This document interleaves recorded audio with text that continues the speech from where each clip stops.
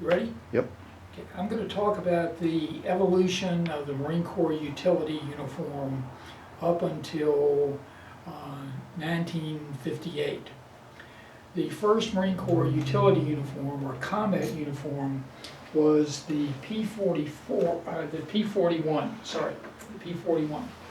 This is an example of a P-41 jacket.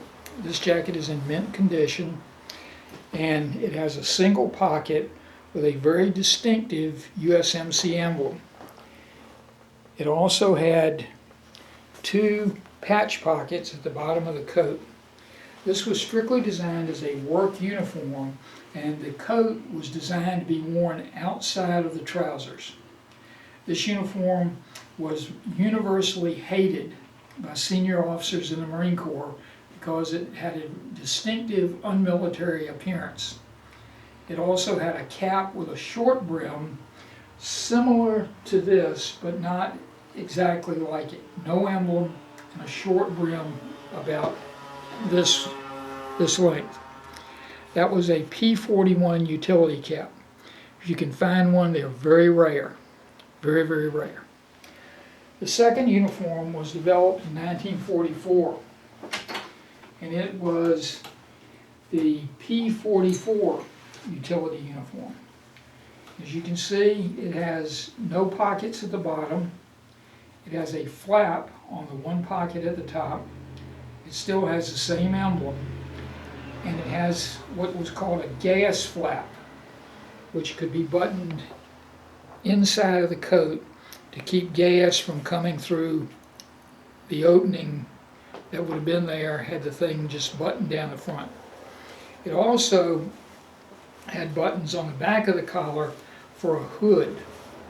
However, no hood was ever made for these coats. I always wondered why those buttons were there. It's for a hood. For a hood. Mm-hmm. It had buttons on the inside for the gas flap. You see the gas flap has a buttonhole here, a buttonhole here. This was a very expensive coat to make. The Marine Corps never made them after 1944-45, and they were used through the Korean War. What about that insignia on the shoulder? On the P-41 and the P-44 utility uniforms, the rank insignia was stenciled on.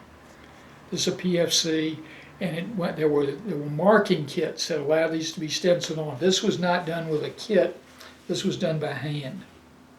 I'll show you one that was done with a kit. What about that name on the front? Was that something that was on the stencil kit? That would have been a rubber stamp. A rubber stamp. Rubber stamp. They also would write them.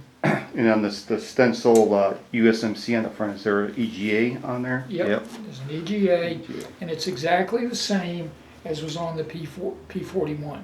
Did they modify the placements? Could you do that, or were they always the same? No, they were all in the same place.